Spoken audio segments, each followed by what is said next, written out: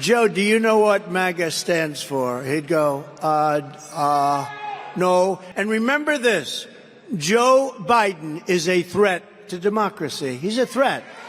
But even Vladimir Putin, has anybody ever heard of Vladimir Putin?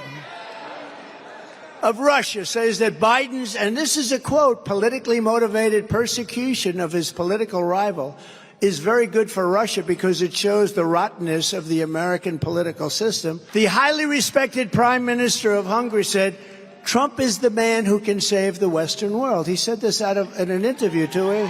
Извините, у нас то, что касается преследования Трампа, но это, конечно, для нас то, что происходит в сегодняшних условиях, на мой взгляд, это хорошо. Потому что это показывает всю гнилость американской политической системы, которая не может претендовать на то, чтобы учить других демократии.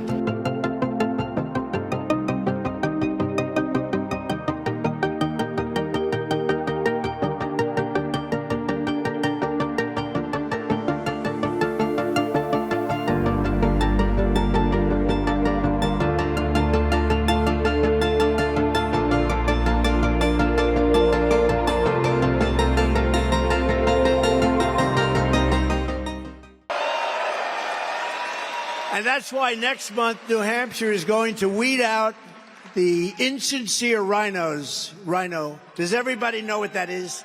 Republican in name only. You know, when Biden says we must stop MAGA, we must stop, let's see, is it called MAGA? I think it's called MAGA, which, by the way, is the greatest political movement by far in the history of our country.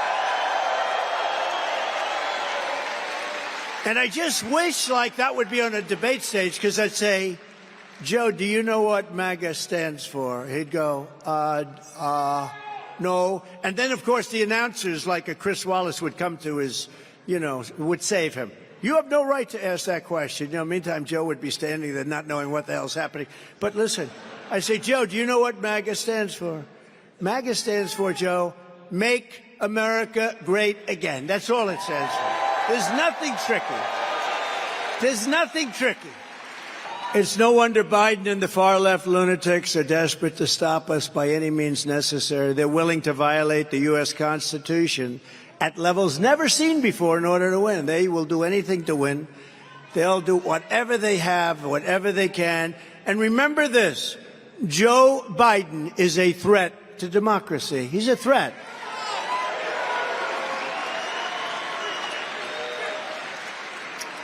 And, we'll bring in adversaries, and I'll bring it in right now, but even Vladimir Putin, has anybody ever heard of Vladimir Putin?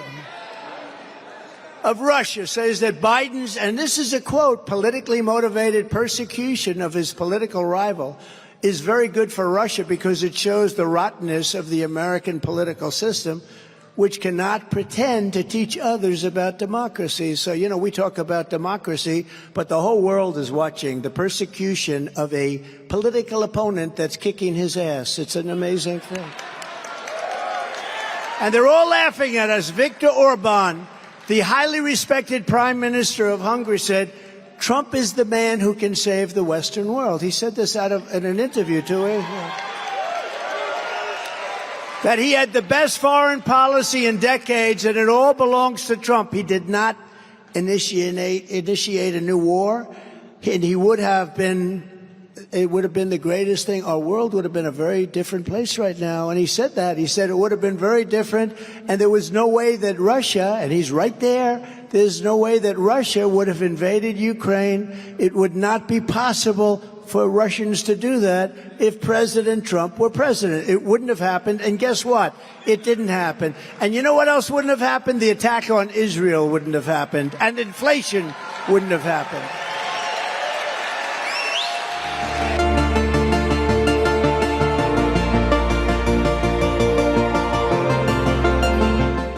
Извините, у нас то, что касается преследования Трампа, но это, конечно, для нас то, что происходит в сегодняшних условиях, на мой взгляд, это хорошо. Потому что это показывает всю гнилость американской политической системы, которая не может претендовать на то, чтобы учить других демократии. Все, что происходит с Трампом, это преследование по политическим мотивам своего политического конкурента. Я думаю, что принципиальных изменений на российском направлении во внешней политике США не будет, кто бы ни был избран президентом. Правда, мы слышим, что господин Трамп говорит, что он за несколько дней решит острые проблемы, в том числе и украинский кризис. Ну, это не может не радовать, это хорошо. Но нам по большому счету, кстати, хоть его там обвиняли в особых связях с Россией, что полная чушь и бред собачий, но он больше всего ввел санкции в отношении России, будучи президентом. Поэтому чего ожидать от нового будущего, кто бы не был президентом, нам трудно сказать, но вряд ли что-то изменится кардинальным образом. We will keep you out of World War III. World War III is not going to be army tanks going back and forth, shooting at each other, boom, boom, an airplane having a little fight in the sky. This is the big stuff, and if it's going to be total obliteration, we cannot have World War III. We will keep you out of it, and we'll keep you out of it because of strength, because of the strength that we have. But we have a man now negotiating for us. We have a man now negotiating for us who truly can't speak. He can't put two sentences together. They ask him a question at a news conference. He has no idea what the hell they're talking about. And when you look at what he did and what he says, even to Russia, when they did attack Ukraine, the way he spoke was so bad. I said, I think it looks like that's going to happen because what he's saying is so bad. It's the exact opposite of what you should be saying. He can't put two sentences together, and he's responsible for negotiations on nuclear weapons in World War III. The guy makes a speech. He can't find the steps. They're all over the place. See this stage? This stage has 1, 2, 3, 4. Most stages have more than that. But in New Hampshire, they want to cut back on the costs a little bit. So they only give me 4 options. But when I'm finished, I actually pick one of the 4. He can't find the stairs. And if he finds them, he can't get down them. The whole thing is not believable. Can you imagine President Xi of China, powerful kind of a guy? They hate when I say that. Oh, you're saying nice things now. He controls 1.4 billion people rather ruthlessly, right?